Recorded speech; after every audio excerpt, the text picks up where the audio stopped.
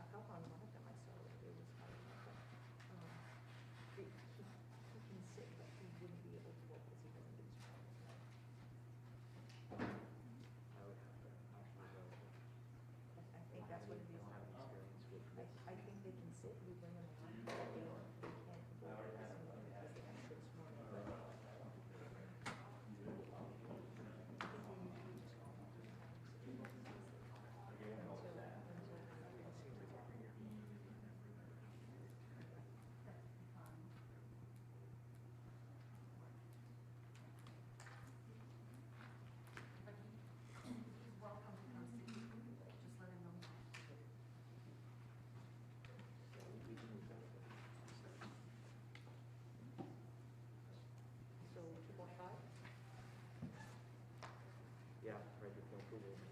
Okay.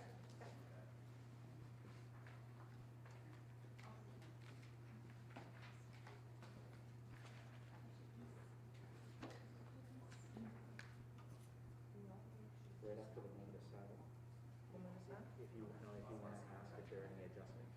Okay. I'll mention in minutes, the special minutes meeting, and then we'll move that.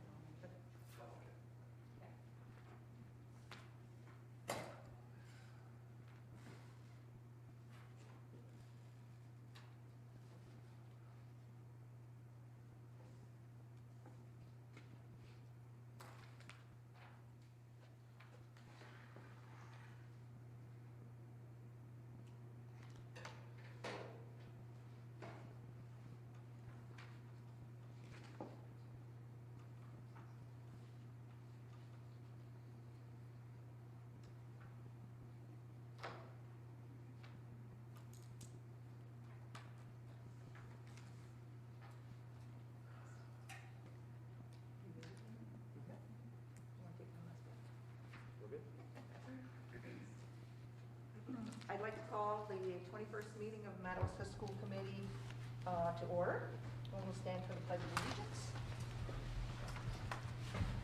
I pledge allegiance to the flag of the United States of America and to the republic for which it stands, one nation, under God, indivisible, with liberty and justice for all.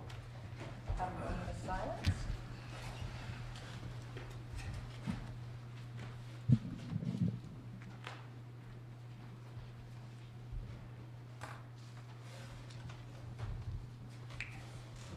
Any adjustments to the meeting, Ben?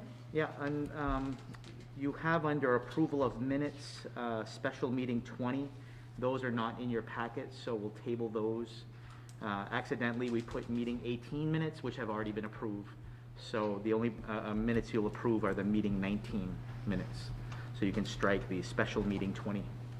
Also, under new business B, appointment of a new school committee member, we're actually going to move that to right after the public participation so that we could potentially fill a seat at the beginning of the meeting. So new business B, right after public participation. Is there anybody here to speak on any of the items on the agenda? Seeing none, we will move to the appointment of the new school committee member. So I do believe that you had a couple of candidates who were interested in filling the vacancy. We had Nick Garrett and also Leo Sirwa. Were there any other names that we received, school committee members? Did you get any other names other than that? Giselle, did you get any? I did not. So your consideration is for Nick Garrett or Leo Sirwa at this time. I'll move that we accept Nick Garrett for the remainder of the 2021 school year seat that Mr. Kent had. Moved by Robert, do I have a second? I'll second that. Mindy? Any discussion?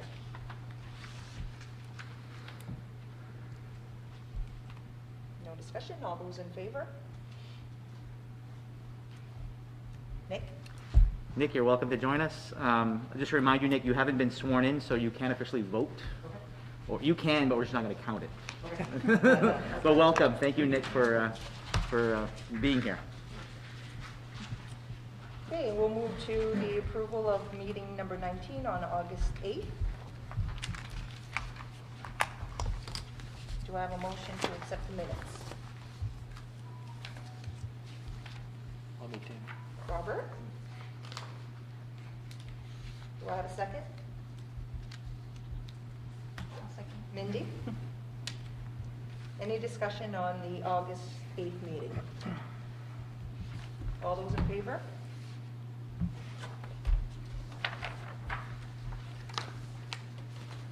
And we'll move to the superintendent. There's not a whole lot of updates from the department. We did get a notice today of a training program that's being pushed out in cooperation with Eastern Maine Community College, and it sounds like it's an opportunity to train substitute teachers and ed techs to better prepare them for our new reality of education and to assist our teachers. So we're gonna take a look at that and see if it brings anything that's valuable to us. From what we read today on the road was that it is a free opportunity, so it's a free training for these ed techs, and they will receive some micro credentials as part of the process in order to better prepare them. So we're going to examine that and see, like I said, if it's helpful to us. I don't mean to put her on the spot, but I think Ms. Lees, everyone wants to know how the first day of MES went. If you could, if you could share. It actually went very well. The kids took to the routines, no problem at all. Lunch went like a charm, no problem. The only glitch was dismissal, but that's always a glitch on the first day. Otherwise than that, it's beautiful. Awesome. The test will be tomorrow. We have the youngers tomorrow, so. Should be interesting. Yeah. You can come help. Best of luck. Mr. Anderson, anything to update us on for your school? No, things are going extremely well. Very happy with the students. They really adapted well, and the staff. We spoke a little bit last night at the faculty meeting about some of the things that we discussed on the leadership team, and they were pleased and relieved to hear that some of those concerns are going to be addressed. Yeah. And specific to what Mr. Anderson is mentioning, we had a high school leadership team meeting, so that's 2 leaders from this building, 2 from Wisdom, 2 from Fort Kent Community High School, and the principals. and one teacher from the tech center.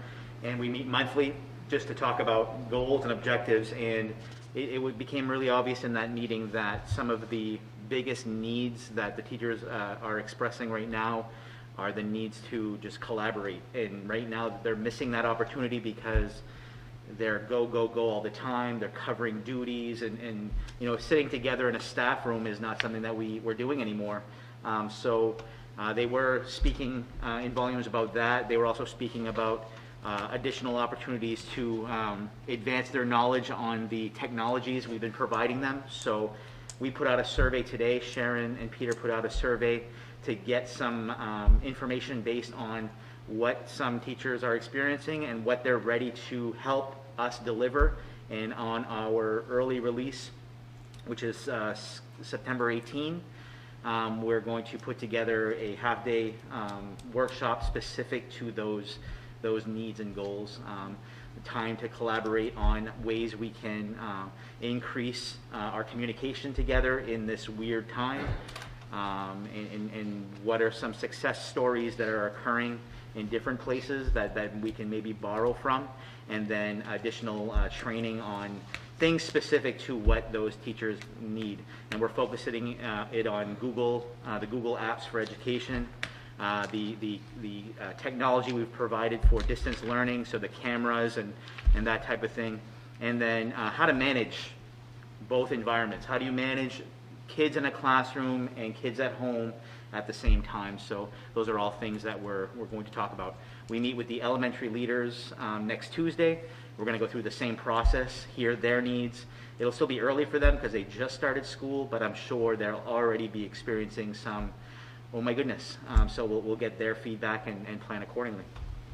Thank you, Lise, and thank you, Wayne, for filling us in. Thank you. We'll move on to items of business. Under old business, fall sports, MPA guidance.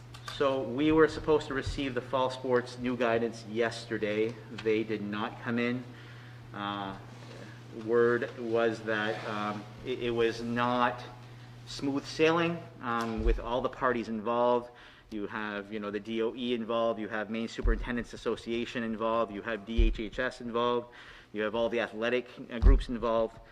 We were hopeful that they would come out first thing today. They didn't. They finally came out at around 4:30. I think it was pushed out at around 3:30 to the athletic directors, and by the time I got it, it was 4:30. So the stuff in your big packet is old news now, and the stuff I put in front of you as copies, starting with this email that's from Patty Newman, who is from the executive, from the MPA office, just kind of summarizes some of the things that they're looking for. So I'm reading right from the middle, a few points of clarification. Prior to starting any school-based activities, schools must receive approval from their local governing board. Ultimately, the decision to sponsor these activities will be made at the local level.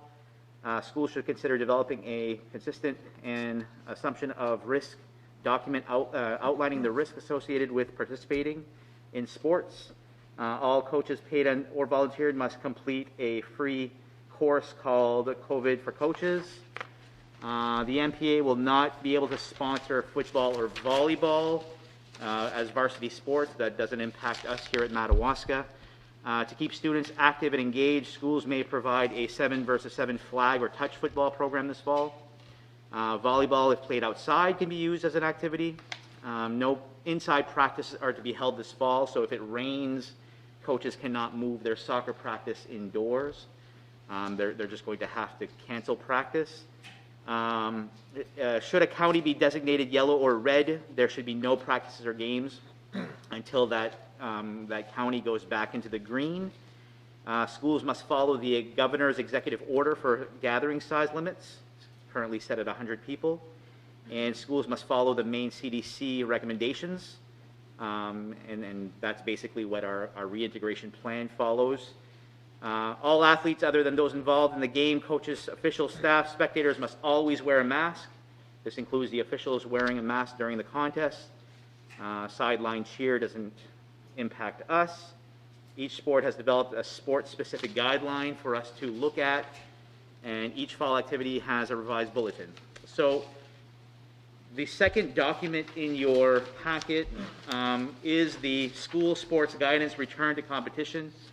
And this gives a basic overview of what we're talking about with regards to returning. It's not much different than what you've received before until you get to page 4.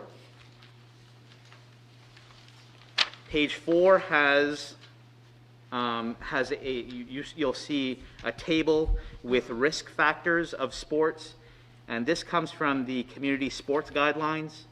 That is basically saying lower risk sports like golf, you can follow these expectations. Moderate risk sports like soccer, you should follow these expectations. And what I'll just bring your attention to are the levels that you should follow. So if I'm looking at soccer, which is primarily the big debate right now, soccer falls under moderate risk, and you can follow up to level 4 for soccer because soccer is an outdoor sport. For the levels, you would go back to page 3, and you'll see on page 3 what the levels mean. Level 1 is performing skill building drills, conditioning at home, alone, or with household members. So that's, just working out on your own. Level 2 is team-based practice with physically distanced group activities. That's what our teams are doing now. Our teams are practicing, but they're distancing. So they're staying in cohorts and pods, and they're not playing full scrimmages. Level 3, you can start within team competition, like scrimmages.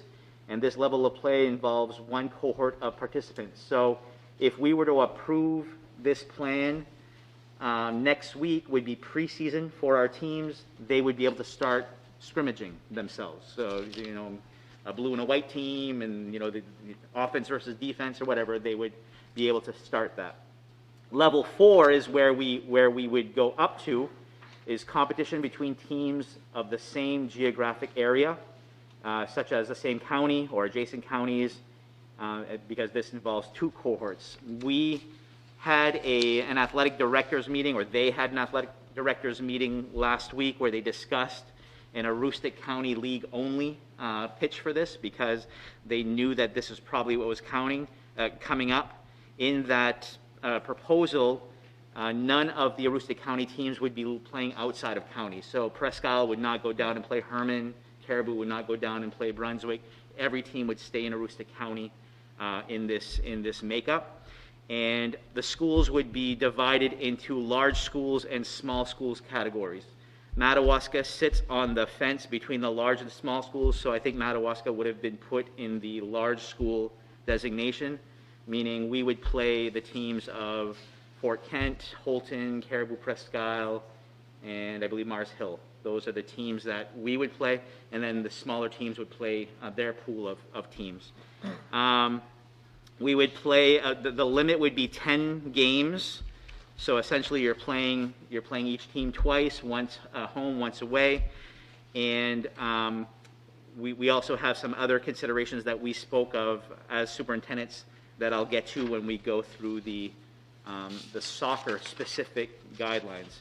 For those soccer-specific guidelines, if you'll just turn your packet beyond page 11, is the soccer-specific outline. So they wanted to make sure that in their guidance, they're trying to really follow the social distancing as best they can whenever possible. So one thing that I was pleased to see was that this is supported, and in that opening paragraph on page 1, it's supported by the NPA, the National Federation of School Associations, the Maine Department of Education, Maine DHHS. So they're supporting this, and they're saying players are going to stay 6 feet apart whenever possible. So that's during warm-ups, drills, 6 feet all the time. Organizers should identify staff members as volunteers, and everyone should remain 6 feet apart. That includes the spectators. Spectator capacity is going to be limited at 100, but what we felt as superintendents of Aroostook County was how do you do that? Do you just, your first 100 tickets and then that's it? You close the gate? What if, what if the principal doesn't make it in? Or what if a parent doesn't make it in? So we felt that it would be more appropriate and more straight across the board if we didn't even recognize the 100, but we said the home team parents get a ticket to the game. And that's the only spectators we will have at the games, the parents of the home team. So you have the opposing team that's allowed in there, you have our team that's in there, you have the officials, the ball runners, you have the administrators running the activity, and then the spectators you're bringing in are home team parents only. Essentially, we're going to give each player 2 lanyards with a ticket, and give that to your parents, and there you have it. There were discussion about, can the parent give that to Meme? Can they give it to the brother? And we ultimately said no. Let's not open up this to all these things that we'd have to police, because it's already going to be hard enough. It's going to be at a home game. The mother and father of the home team can be at that game, and then other than that, we're live streaming everything so that all our games can be viewed via live stream. So that was our a solution for the spectators, because we all know in each community you have some different setups that make things very difficult for us to factor in. If you take, for example, here at your field, you have a nice fence that surrounds your field. You can actually have a gate system where you're collecting tickets up to 100. Other fields don't have that. You think about Fort Fairfield, you think about Fort Kent, where you can drive a car right up to the field. How are you going to prevent, and then all of a sudden now you're going to car windows and you're saying leave, and and it's too much to try to police. So home team parents only. Face coverings were a big debate. Quick question. Yeah, go ahead. Which schools have already approved, that concept? I don't know. No, okay. I can tell you that 33 has. 33 has. Yeah. That's the only, we're supposed to talk about it tomorrow as superintendents again. Okay. Face coverings, everyone wears a face covering except the players who are actively involved in the game. And they recognize that is against CDC guidelines, but because it's an outdoor activity, because the health and wellness of that athlete is also in question, everybody on the bench, the coaches, the referees will not be blowing a whistle. They'll have, some kind of horn or something else. Everybody else has a face mask, including all of the spectators. Scheduling, we talked about, it's within Aroostook County only. It's 10 games.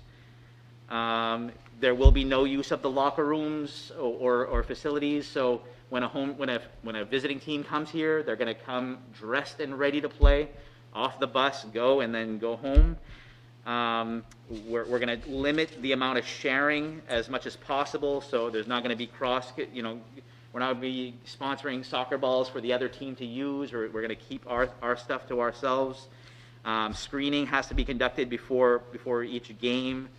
So all of these things are in place. There's not going to be any high fives. There's not going to be handshakes. There's not going to be any physical touching beyond what happens in the game, and so on and so forth.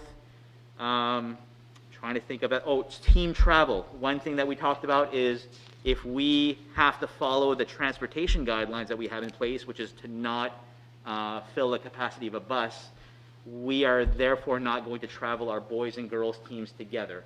If Madawaska is playing Fort Kent, the boys will go to Fort Kent and the girls will play in Madawaska and vice versa. So you're always going to have one team playing in one community and the other team playing in the other, as to not transport the boys and girls together. We also discussed that if this is going to be in effect for varsity, we'd also like to do the same thing for middle school as much as we can with the limited amount of time we have. So both high school and middle school. That's what I have for you. You're going to have concerned people about the fact that kids wear face masks in school all day. and soccer players aren't going to be wearing masks when playing soccer. The answer to that is athletics are a voluntary process. School is not voluntary. All kids must go to school. Not all kids must play soccer. And I know that the illness of a player impacts more than just the player. It impacts their family and their classmates and all of those things. That's why the screening is so important with those athletes. If they've played a game and the next day they don't feel well, we really need to make sure that we have all of those screening things in place so that we're protecting our schools as best we can.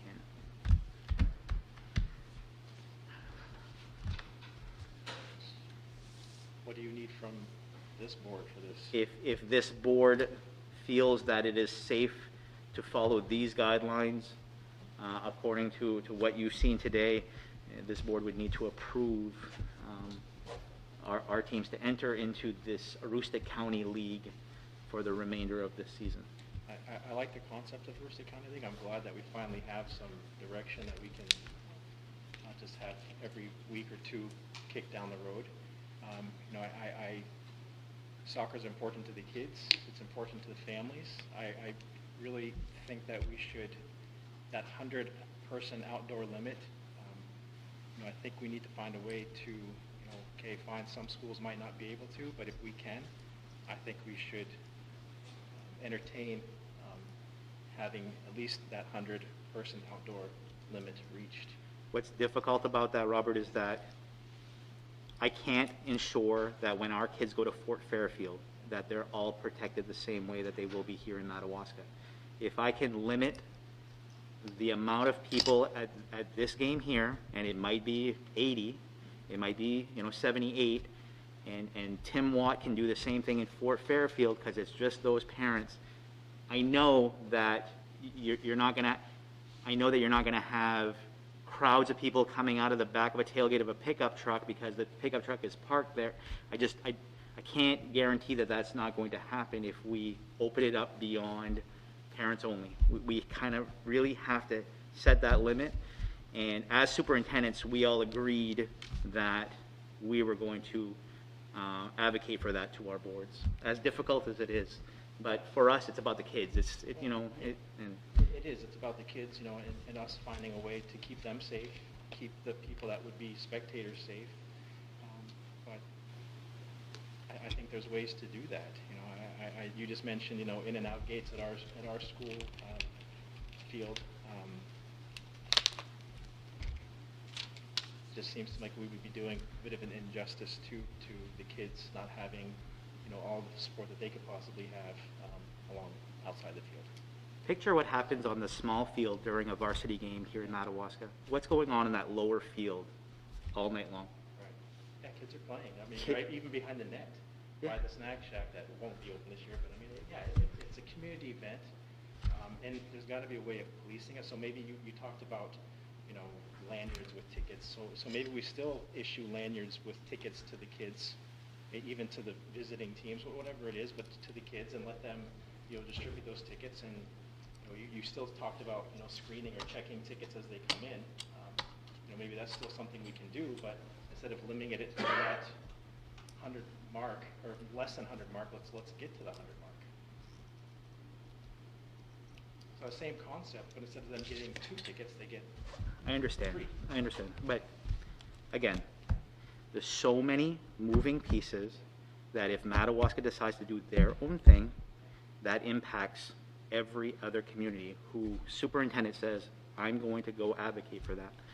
So it's fine. It's just if Fort Fairfield then decides, well, we're not playing Madawaska because I don't know how many fans are going to be there, it is what it is. It is what it is. We could limit it at 100, though. We could limit it at 100, but, Well, then we have to limit to 100. and I can guarantee you that'll happen here in Madawaska. I cannot guarantee you that'll happen in Van Buren or Fort Kent. Well, I can guarantee Fort Kent, but I can't guarantee other schools, so. May I ask a question? Yes, you may. Mr. Shua, if all the superintendents have agreed that it would be parents only, if any community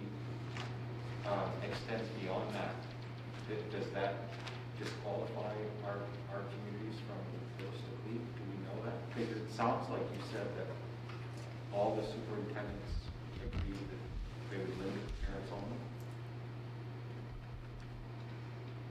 Peter, I don't know. I don't know what it means. I know that it is September 10 today, and we got guidance an hour ago, and we had pre-meetings with superintendents, and athletic directors have had their own meetings, and everybody has talked about their own thing. And so superintendents got together a few days ago and said, how can we ensure what it looks like here looks like there? And we came to a consensus that parents only, and live stream for everybody else. So it could jeopardize I don't know. You don't know, yeah. You mentioned that no other board has approved this plan, so. That's including the other teams, players, coaches, our teams, Right. players, coaches. So you're looking at, it might be, I mean, we've got at least 11 kids on our field. So that's the possibility of another 22 parents. So you're up to 33 just on our side with the 11 from, you know, depending on how, I guess where I'm going with that, depending on how many kids are on our team. Yep. We might hit the 100 anyway. Yep. Prescal won't even be allowed both parents. They're only going to have one parent because they have cheerleaders that need to be on the sideline. And so he's worried about not all his parents will be able to get there. So I guess every community has its challenge, and it's not for us to be a rogue school out there. I'm not even trying to bring that up to be complicated and be a rogue school. We have a 100 number that we could reach, and I think it's not straying far from the system that you just presented about giving tickets and letting sure, instead of it being 2, maybe it's 3, depending, you know, if we have 16 athletes on the girls team or 20 boys on the other team. So that 100 includes everybody on the field? Players, it says here, players, referees, Everybody. so it even shrinks it even smaller who's actually going to be allowed onto the field. With every player getting 3 tickets, you know, at least it maximizes that 100. That's all I'm asking. Not to be a rogue facility, not to be jeopardize us Yeah. playing But in who's the going to Heuristic police League. that? Yeah. Who's going to police it? Well, who's going to police it for just the 2 people, the 2 parents? Who's going to be there? Somebody has to be there just to make sure that there's only 2 parents coming on. So why not the same person make sure there's only 3? We know who our parents are. It's going to be very easy to police that. I don't know. And maybe we can knock on the boosters' door maybe to help manage that. You know, they sell tickets at basketball games. They put somebody there to help police it. Maybe there's another entity that can help. Your call, guys. I'm on. What a crazy time. Is this part of it something that we have to decide tonight as far as the? No, you can approve this. The way we're, You can approve this, and then you can say, but for Madawaska, we're going to fill the 100, and I've got to go back to the superintendents and say, guys, Madawaska's going to have 100, and then the AD schedule, and then they do their thing, and it is what it is at that time. and that meeting is tomorrow, you said. Did I hear you correctly? We're going to try to get together. Try tomorrow. to? Yep. I mean, is that something that could be, I'm assuming, like Robert is saying, I'm assuming some other schools might want to do the same thing if they can maximize up to 100. Mhm. Not to be, like Robert's saying, the rogue school, but if others decide, hey, maybe we want to maximize the 100, I mean, can we bring that up and I'm just throwing that out there. Yeah, absolutely. Anyway, is just, it's just unfortunate for the kids, but. Yeah, I think the parent thing is just procedural, like, because this guidance does say up to 100, so you can have up to 100 people at the game. So if you approve this, then we could have. Because technically, it is going to be a moving target, because depending on the amount of kids from the other team. If a team comes in with 12 Right. players, Yeah. or comes in with 24. Right, it's not like I can pre-distribute tickets and say, oh, okay, these are the only tickets we have, because I don't know how many. And I get that, I'm just wondering, so how has that Well, been that's- thought of? Maybe the athletic directors will know the schedule. I mean, they must have to call the coach ahead and say, how many kids do you have? And then So one many kid doesn't show up. kids do you have? I'm just yeah, nervous I that get it. we have 100 tickets in our hand at the door, right? And I've given the 100th ticket, and then mom comes and says, wait, and I can't let her in. Yeah, Oh, I'm just, I get it, yeah, I get it. maybe you covered this and I didn't catch it, but you're gonna give a ticket, let's say, to every parent. Does this ticket also get them in if they're in Fort Fairfield or in Presque No, Isle or home whatever? games only. Just home, okay. Yeah. So we don't have tickets for the team that's No. playing? No. Okay. Home games only. No, if we do 100, we'll figure it out, and we'll limit it at 100. It's the same system you just mentioned. Instead of 2, it's 3 tickets per kid, or whatever. Yes, it's going to be a bit of a moving target, but I think a little bit more extra effort, for the kids and the families is worth it.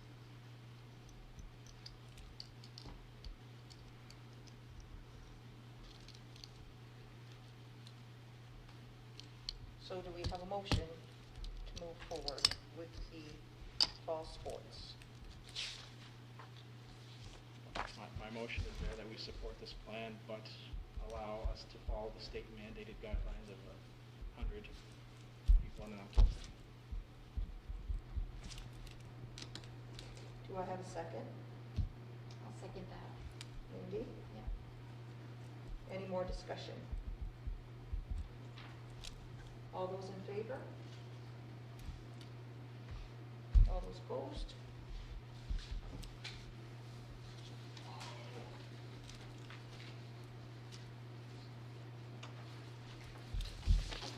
We'll move on to item B, Valley Unified Education Service Center. I believe you have a copy of a letter that I did email to you from the SAD 27 board. You do have a copy of that, right? Yep. Right. And the letter does start by notifying that its desire to immediately initiate the steps of withdrawal from Valley Unified Education Service Center, and then they go on to identify the reasons why. I don't know if you had a chance to check your email right before this meeting, but I did send an email to you and the other boards explaining that Giselle and I did ask the commissioner for a meeting so that we could discuss this. So Giselle and I left at 6 this morning. We drove to Augusta, had an hour meeting, and then drove back, and I was able to stop at Huston and get a hug from my son, so it was worthwhile. Of course, he wanted McDonald's, so it was a feat. In this conversation with the commissioner, she was there, as was her deputy commissioner, Scott Brown was there, and the Assistant Attorney General, Sarah Foster. We talked about the letter. We talked about SAD 27's concerns. We talked about the fact that we brought these concerns to the other 2 boards in the past. We talked about the think tank. We talked about acknowledging that the governance for the governance that MSAD 27 is concerned about is something that we know needs to be resolved. We also shared that we had a meeting with SAD 33, and they had concerns about pre-K to 6 remaining locally controlled and not moving to an RSU. They also, the SAD 33 board shared that they felt the site selection process that took place last year should remain in place and not, not revisit that. And then we did share that we were meeting with you all this evening. So in the end of discussions and a lot of just making sure that we understood, Giselle and I were a little bit surprised that initially it sounded like the opportunity had lapsed, that perhaps this was not going to work out, and nice try, but we quickly, provided a lot of insight that we feel that we can get this back on track, and we can work together because we've done so much good work in the past 5 years, and even more than that. So here's what we agreed to at the end of that meeting. The commissioner would like us to try to continue and move forward, and by the end of this calendar year, have a signed assurance by all three districts that we are going to go into the RSU formation process. So we don't have to have a completed RSU thing, but just that we know that we have to go into this in order to organize for a regional school. So that's one thing that she asked that we do, and if we don't, the project is no longer ours beyond that date. If one of the districts does successfully back out or withdraw, then we'd ask if the other two could continue with the project. The answer to that is no. It was an application by 3 entities, so all 3 entities must be the ones who proceed with it. And she used the example of the Holton region, where they started off with 4 partners. One of those 4 backed out, and they were allowed to continue because they still had 3. And then when the 3rd partner backed out, they lost their project at that point in time. So it wouldn't be fair to let us continue with 2 if Holton wasn't allowed to continue. If the topic of site selection were to be revisited, any engineering costs associated for that work would have to be locally funded, and that's because we've expended our share of the FEDES grant that we used for site selection. So reviewing any site selection would have to be at the local cost. And the sooner that we agree to number 1 above, so the sooner before December 31st, it looks like our additional FEDES funds might be earmarked for something else if we don't claim them sooner than later. And that's not even a guarantee. So the remaining $500,000 or so that we have in place to design the school, that may be in jeopardy if we don't get moving. So that's something that we need to consider as well. The commissioner did mention to us as well that the DOE wants to build something. Right now, bids for construction are coming in real low. Interest rates are great right now. They have money identified for school construction. They want to build something for someone. And right now, we're holding that up a little bit because we're supposed to be the ones building next. And so that December 31st date is definitely as late as they want to go, so that they can get going with other things. So that's where we are.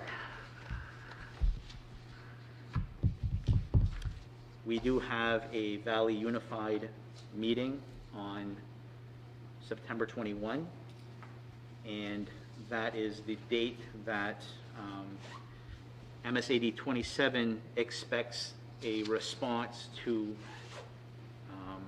their petition, I guess, to withdraw. There's some language in the interlocal agreement that needs to be looked at specific to that, that you'll need to consider, especially how a withdrawal from the Regional Service Center happens. It's not easy unless you and 33 want it to be easy. It's all things. There's also in the interlocal agreement a dispute resolution language that can be examined as a potential means to look at this. I just need some guidance from you all on how the Madawaska School Department wants to proceed.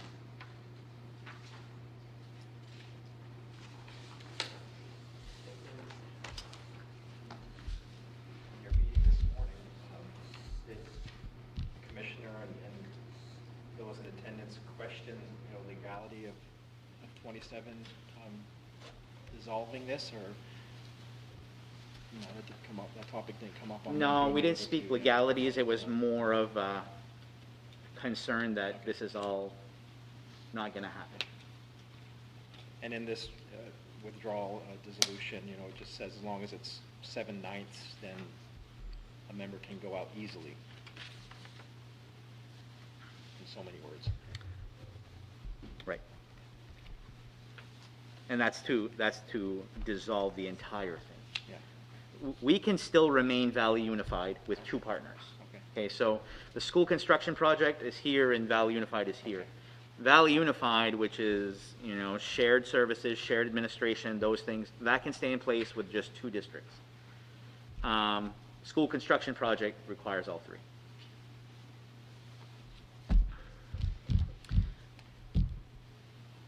The changing of, you know, going from the current VU system to back in February, us needing to follow an RSU, do you have any background, again, just to help me wrap my head around, you know, how that came about or what happened there? I think we were, and Giselle, you can correct me if I'm wrong, I think we were given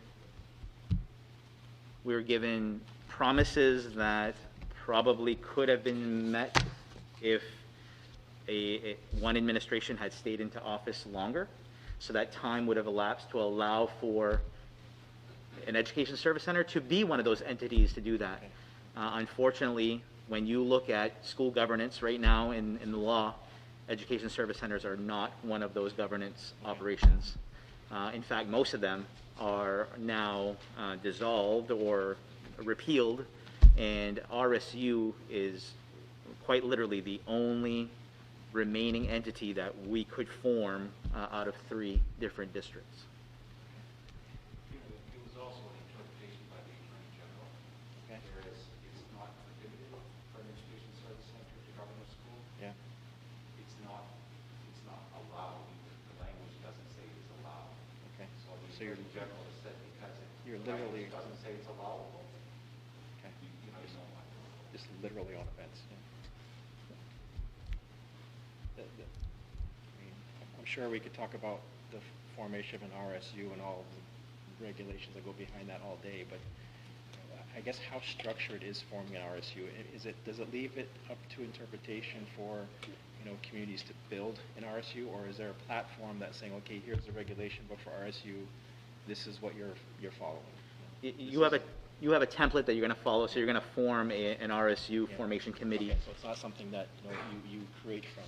No, you follow, you would get, we would look for somebody to facilitate that process, and then it would be a process that has community voice and choice and all of those things. Okay. Well, I guess that's what I want. Yeah. I think the only choice in the formation of an RSU is how you're going to weight your communities. It's not about SED, it's communities. And will it be by the total number of citizens, by the total number of a percentage, a weighted vote per person, or 1-for-1, or there are, I think, 3, maybe 4 ways, but they're all weighted according to population. And it is pretty prescriptive. So every other part of the language on building an RSU is very specific. You have to follow these guidelines, except voting language on weighing which community Right. can, Yeah. The reapportionment language, you have Okay. a little bit of choice. or you can give and take. But Okay. It comes down to weighting per population. I guess I'm just kind of wondering, you know, how much more future negotiation is there if we go down this RSU route of line by line, you know, give and take, and there's not. I think it's pretty prescriptive. Okay, all right. Is the formation of the RSU, what does that do to where we are in the process now? What does it do to site selection? What does it do to all of that? Is the RSU, does that start once the school is completed, or are we doing that before, which at that point, what does that mean to everything that's been done up to this date? Yep. So the minute that all 3 districts sign the notice to enter into an RSU, we would have a parallel track with the school construction. So the RSU work would be allowed to start, and the school construction would be allowed to continue. So we'd move forward with school construction only when this board and the other two boards signed to say, we're going to enter this RSU agreement together. So, coming back, what does that mean to site selection? It means the next step for construction would be to take site selection to the state board for them to either approve or not approve what we've done so far. Of the current site that's been chosen? Unless we decide to go revisit site selection at a local cost. So, so I guess what I'm asking is, by going the RSU route, are we redoing everything that's already been done, or we're taking it from where we're at now and moving forward? You're taking where it's at and you're moving it forward. And the rest of the timeline of this project, I use the word timeline, I know that the schedule's thrown out the window, but just timeline of events, nothing else changes in that line of this project. You showed us a 26-step timeline. There's still future straw poll voting, Yep. there's still future Yep. community votes, none of that all still stays in track. Correct. So let me get back to your point. I think where there's might be some negotiating before that RSU is signed, or that notice is signed, is between now and then, with specific non-negotiables that I think SAD 27 has outlined for you all. And then I think you're going to want to identify non-negotiables for the Madawaska School Department. And I imagine that is going to be the only thing where that might change what's already happened. So if you were to agree to revisit site, then that would change things, if that were to happen.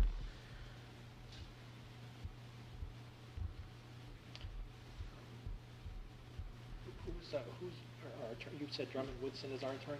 So for this, we would not be able to use Drummond and Woodson because it's specific to the work that's been done so far, which we all shared one attorney together as 3 districts, and now that presents itself as a conflict of interest. So we would be going with the same law firm that we're using in the legal dispute that we're undergoing, and that's Kate Grossman from Rosenblatt, Rosen something. Yeah, sorry. Can I come back on the voting representation? I did find it. It is 4 methods, so it's prescriptive, but you have a choice there. So you asked, is there some negotiating to be done? Method 1 is sub-district representation. Method 2 is weighted votes. Directors cast a weighted vote. The third method is at-large voting. They're elected at large and they vote in the district. And then method D, it says other, directors may be elected by another method that meets the requirements of the one-man, one-vote principle. So it's important to remember it's the one-man, one-vote principle that's important in all these. But it's by community and not by district. Correct. Yeah. So it's by community. So this community is relatively the same size as another community, whereas this district is not the same size as another district. So keep that in mind. It's by community. When it says sub-district, it just means like if Madawaska had different Zones. zones. So sub-zones would be a better word. Yeah. Like from First Ave to 6th Ave is Zone 1, and from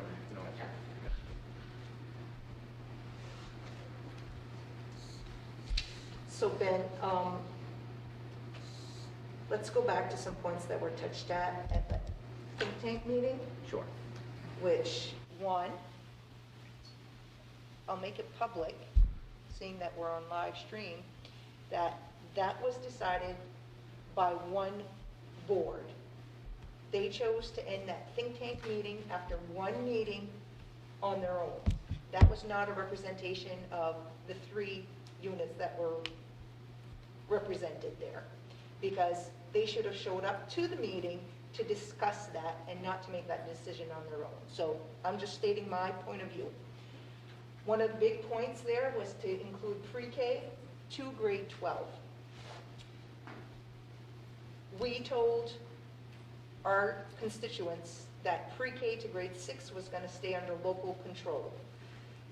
If we look at forming the RSU, will the pre-K to 6th grade stay under local control, or does it fall, everything fall under the RSU?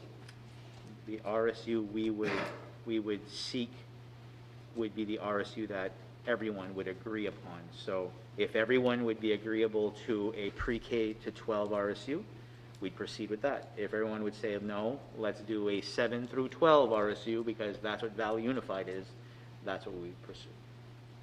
So we do have a choice. We have been told we have a choice. It's an interpretation of the law that can be overturned. We would want guarantee of that before we Move forward. sign anything. Thank you. Right, so you can't come back 5, 8 years later and say, oh no, we're going Whoops. to roll all this in. Yep.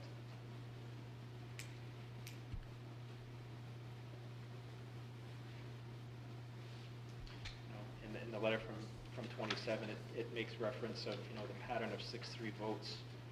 I don't sit on the BU board. I mean, is that an exaggeration, or is that, or are we that divided on that board? I think there were a couple of votes during the budget process or right before that we're faced with that, and one of them was the vote to approve the budget. That original vote was a 6-3 vote, and then a sidebar conversation happened right after that vote, and then a revote occurred, and the vote ended up being unanimous. So that's one I can think of at the top of my head. Prior to that, we did not have three members from each SAU. We had an administrator rep, and the votes were usually more 7-2 or other configurations. But I'd have to go back and check how many 6-3 votes there were. I guess not completely relevant, but just, I guess, fact checking against the letter that they sent us. Yep.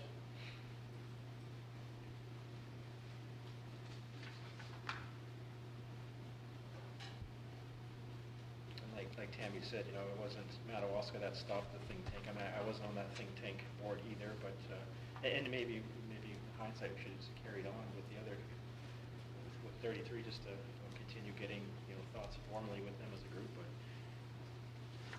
that's neither here nor there. So I think they want 27 wants a written statement from us by the next VU meeting. I don't know if that's realistic. I don't know if our legal counsel can formulate a letter on our behalf in response to this. I can request one. You can ask one. Yep. And that's what the 33 board would like me to do. Okay. So if you would like me to do the same thing on your behalf, depending on what your non-negotiables are, if they're similar to SED 33, it can be a joint letter, or I can ask for separate letters so that everyone has their own stamp on something. It's up to you how you want that to happen. Yes, the non-negotiables is the site selection. I'm not speaking on behalf of everybody, but I think. Yes. Well, with me. I don't think the taxpayers would agree to put money into that. We've been through it once. Site selection. And our pre-K to 6 staying under local control, which is what we sold to our people. Are there any other things, like, I'm trying to remember, with the process you had and the local control of the elementary school, Tammy was on that list, but there was a bunch of other items on that list. Can you remind us of what those are, Ben? Do you have that right handy, or? I can't remember what you're talking about. I think you might be referring to the strategic priorities. Is that what you're referring to? I can't remember the title of it. But I Oh, know yeah. That's Yep. Is that what it was? Yeah, I know there was multiple items on that Yep. list. Yes, thank you.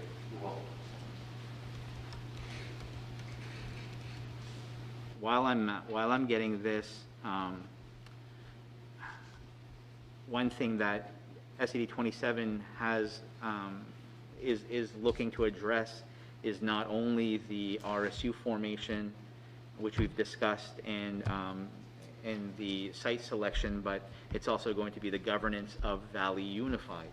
So right now, as you know it, Valley Unified is a 3-3-3 vote, 3-3-3 board with equal weight, and that's concerning to SAD 27. And it goes to how decisions are made moving forward specific to this regional school, and making sure that things aren't stalled at 6-3 votes forever, or however else. Actually, it wouldn't even be stalled. 6-3 would pass for most votes through Valley Unified, because not everything requires the supermajority vote. So they're going to want some kind of concession on that as well.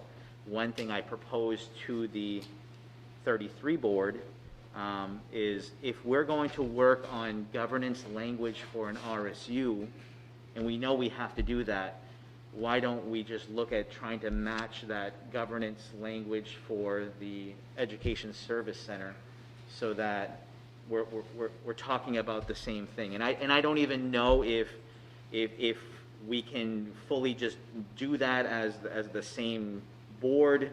I don't even know that, but it just seems to me, if we're going to go through all this work of agreeing on a governance structure, and we're going to come to an agreement, wouldn't it just make sense to have the same governance structure for both those entities? So I do throw that out to you as something to consider, because I think holding ground and saying no, 3-3-3 is all it can be. I don't know where that's going to get us. Louis, specific to what you just asked, this is our strategic priorities. One of them was a high school regionalization. The other one was an elementary school in each district. 3 was adult and community continuing ed be merged, which it already has been. Shared administrative structure, which we've already merged. Optimizing the use of the tech center, which there's not even a spare room in that place anymore, because we are optimizing it. Building collaboration with UMFK and Northern Maine Community College. Just today, Peter and I got an email from Scott Wazin talking about new opportunities with UMFK that we're looking into. So this continues to grow. Obviously connecting with the community, and then optimizing our use of technology, which this year we've put into hyperspeed.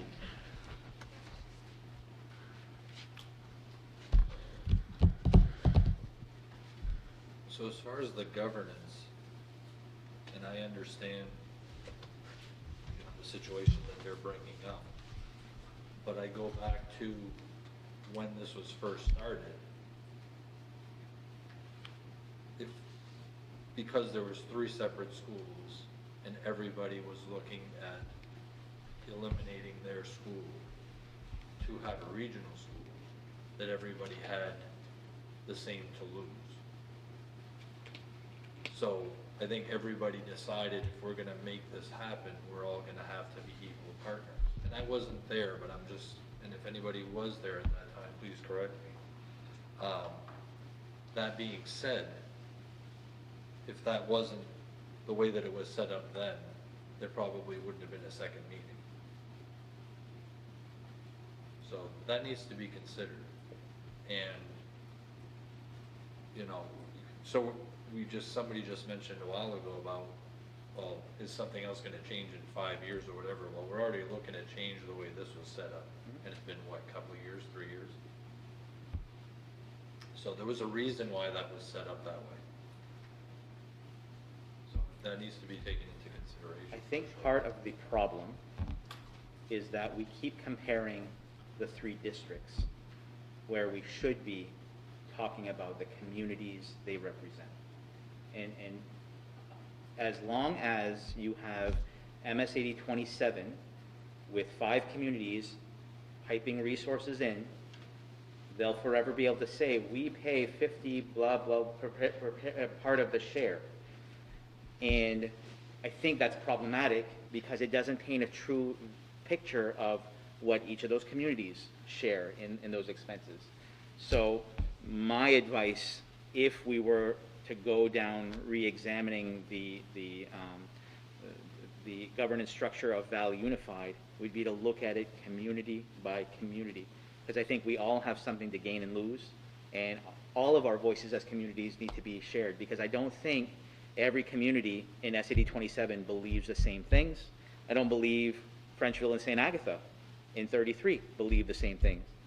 So I think each community needs their own voice at the table, or collective voice at the table, in order to make it work.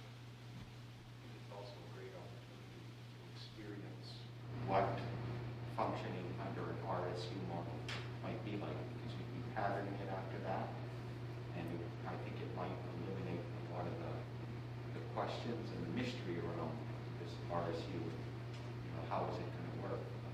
I think using that model for the Education Service Center gives us a chance to experience it before we actually form an RSU. I think that would be an advantage for everyone. You have to remember Valley Unified in making decisions about the school is very short term. It's only from now until the day that school opens, then the RSU takes over, and that's it. The only other decisions Valley Unified will make is about the shared services, the shared administrative services. And so to make some changes now on something that's only going to have a lot of muscle for a short time. I'll just echo what Peter says. We've got to go down this RSU route. We know we do. I think the sooner that we look to explore that, even from the Valley Unified level, might be a benefit for us. And that's just my thoughts.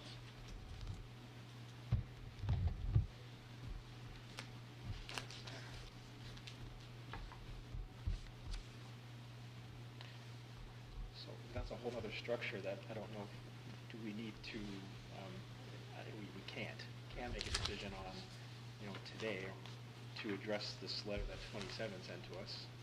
It doesn't make mention of the current, VU board structure. Talks about us coming to the table for an RSU. Talks about site selection.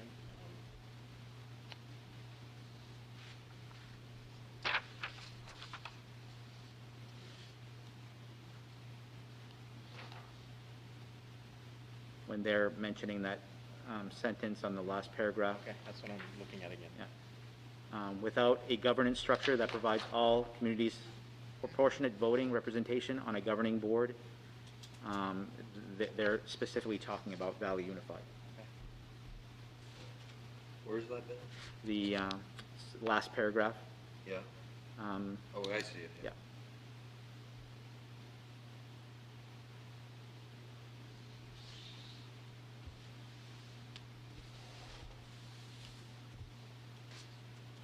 And it's because that board is going to be making the decisions about this school until the school is constructed.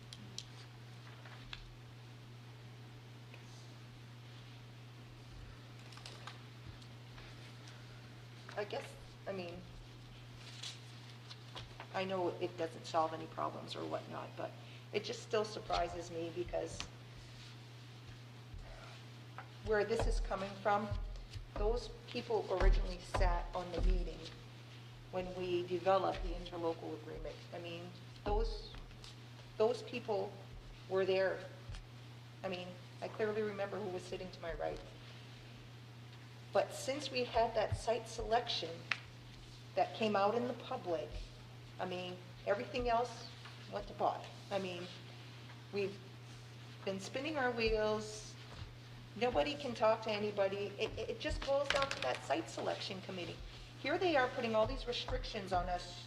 Must do this, must do that. Next thing you are going to know, we must change the site to have it in our backyard, because then we're not playing ball with you. I don't know how much we're going to let 27 control us.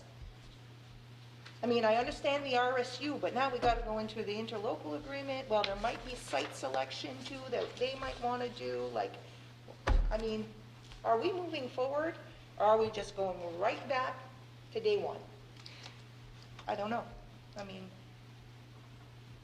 we have our non-negotiables, but like you said, if one community is willing to put the money forward, and we know who has the deep pockets, and they want to go through with it, what happens at that point? What if there's another, what if Fort Kent decides to have, dig in their pockets and pay out cash to have another site selection done, and it ends up in their backyard? What happens at that point? I mean, we don't want to pay, 33 doesn't want to pay, but 27 has a pot of gold someplace. What happens at that point? The site selection, now goes from the site in Frenchville to the site in Fort Kent. Where are we going to be at that point? We've stalled the process, we've wasted more time, they spent their money, because we're not spending money. What happens then? It's going to have to be there because they paid to have another site selection done? What's the answer to that? But I think like Ben was saying, Tammy, what are our non-negotiables? But those are ours, Louis. If Fort Kent decides that they can have their non-negotiables or they can have their negotiables. And they clearly said that the site selection would be at local taxpayer dollars. If we're not willing to put our local taxpayer dollars to have another review, and neither is 33, but 27 does, and now the site ends up there, what happens at that point? So we have a site, the original site in Frenchville, but now they had another revisitation and it ends up in Fort Kent. So what are we going to do at that point? I think we'd be right back where we are right now. Exactly. And it all boils down to when the site was released. That's what we cannot forget. That's what has taken us here, is that site. We can give them whatever they want, but the bottom line is the site is not in their backyard, and they're not willing to back down until it is. Give us this, give us that, do this, but then, we can still take taxpayer dollars and re-examine the site. I don't know. They're endless, as far as I'm concerned.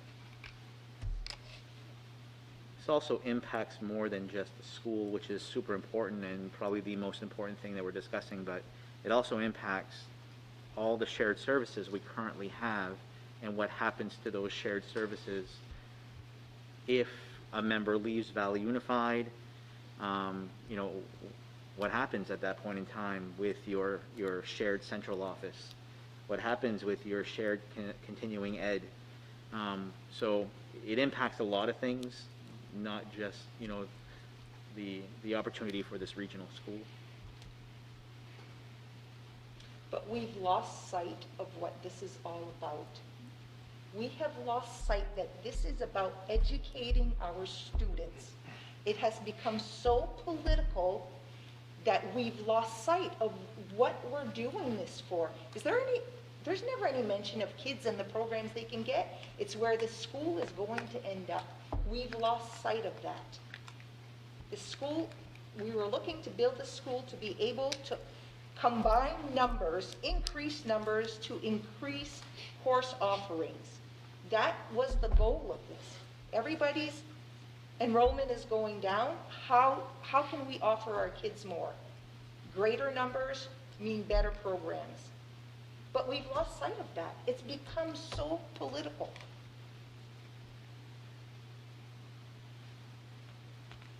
So let's just say it goes where you said, and then there's another site selection that comes about.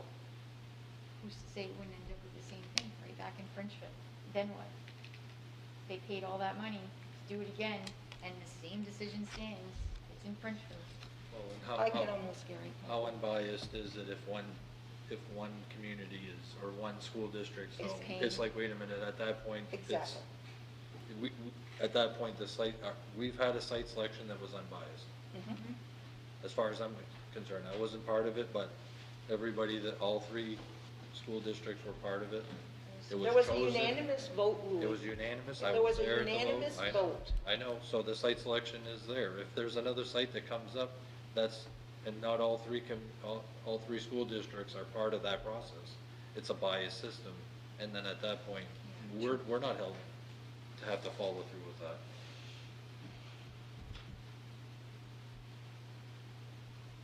Most of the 27 board was on the site selection committee too, right?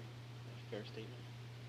No, because there was, no, because they had, repeat your question, Rob. Many of the 27 board was also on the site selection committee, Oh, yes, because Sarah was there, Jake was there. and they voted in favor of the franchise. It was Susie Parody, right, on site selection? Jake, Susie? Keith, and Sarah were the board members. Oh, so- Actually, Keith, Jake and Sarah were the board members. Keith was representing his community of St. Francis, St. John, but he is a board member. Yeah, And Susie said as what? she was on there as the town manager. Town manager, okay, because I remember seeing her there, so yeah, they were Robert, yes.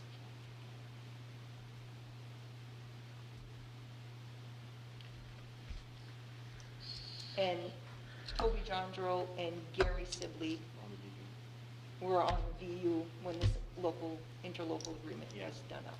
And that was unanimous there as well. Right. So what do we do?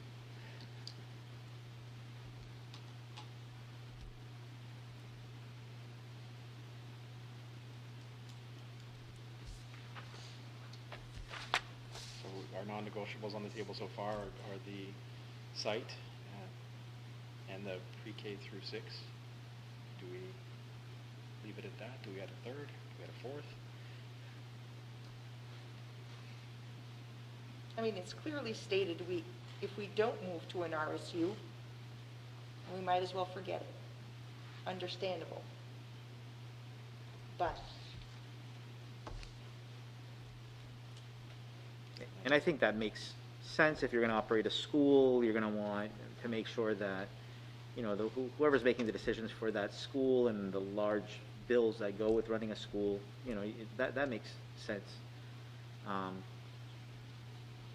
just a whole lot of yucky to get there. 33, were those the only two negotiables, the pre-K through 6?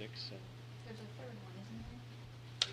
They had a third one, it was, they desired fair representation by all communities. I think that's what it was. Yep. That makes sense too.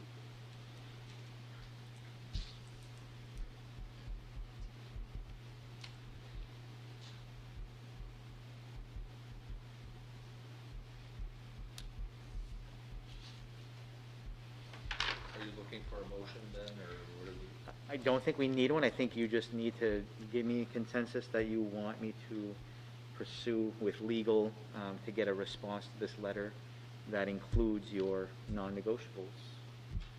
If you're okay with that, and I see your non-negotiables as the site selection, pre-K to 6, and fair representation. Everybody good with that? I mean, and are they gonna be consulting with you and with us when they're drafting this in case something else?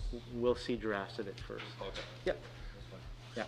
Yeah, I do, time is of the essence, so the drafts that you see may be email back and forth, just because.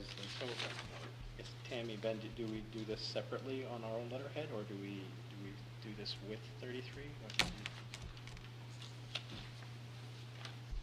Can I make a suggestion? Yeah? I mean, I think not to be with 33 in that, but I think it would be better if we were on our own letterhead. I believe so, I feel that way. We don't need to stand with somebody else, we can stand on our own. Ben asked that question earlier, I don't Yep. think we gave him an answer, so. Thank you. So, is that all you need, Ben? That's all I need. Okay. I know what to do now. So we'll move on to new business, new hires. And I apologize, you should have had letters in your packet for these new hires. And I apologize they didn't get in your packets. did. They are. Oh, they are? Yep. They're not in my packet. Oh, they are. You emailed them to Ben? Yeah, they were in the email. You want one? No. So 3 positions that we're filling. The first is our bookkeeper payroll specialist. Lucy and Giselle conducted the interview, and you can see by their letter, they're recommending Laura Dumont for this position. So the recommended motion is for Laura Dumont for the bookkeeper payroll specialist. I'll move Tammy. Robert moves. Do I have a second? Mindy? Any discussion on Laura Dumont? There will be a second signature, we just weren't in the same building, so Oh. there's signatures. Uh-huh. That's fine. Seeing no discussion, all those in favor of hiring Laura Dumont as our bookkeeper payroll specialist? Robert, I'm assuming you are? Yeah, yes, Okay. I'm sorry, my hand is up. 4-0. It was up quickly.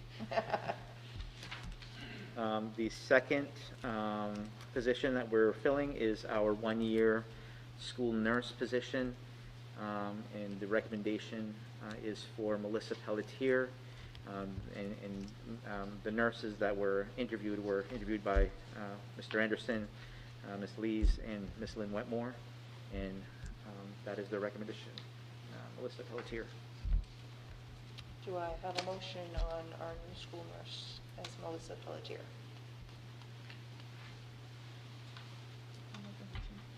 Mindy? Do I have a second? I'll move. I can move, right? Any discussion on Miss E? Melissa Pelletier, sorry. Seeing none, all those in favor? Abstain. Robert's going to abstain. Because I don't think she's a terrific person. And the third position we're filling is for a Title I Ed Tech 3 position. We had previously filled this position with another individual who decided that they were not going to be able to fulfill the requirements as school reopened. So we had Lise and Julie Sear, Trish Armstrong, Jen Mazo, and Missy Morno interviewed, and they are recommending Alexa Macy for this position. I'll move Tammy. Robert, do I have a second? Louis? Any discussion on the Ed Tech 3 position? All those in favor? 4-0.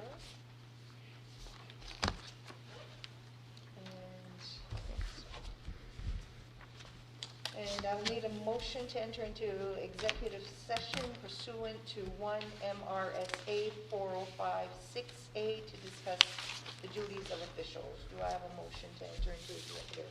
Louis Dugal, second. Second. Robert?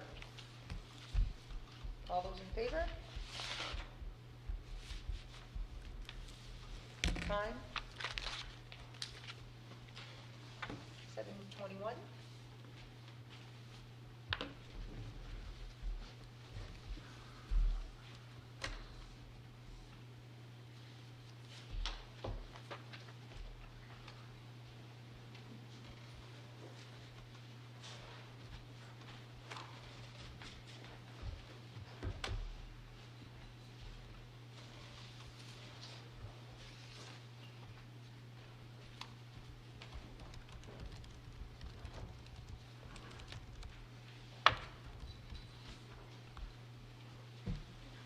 Night, folks. Are you guys open?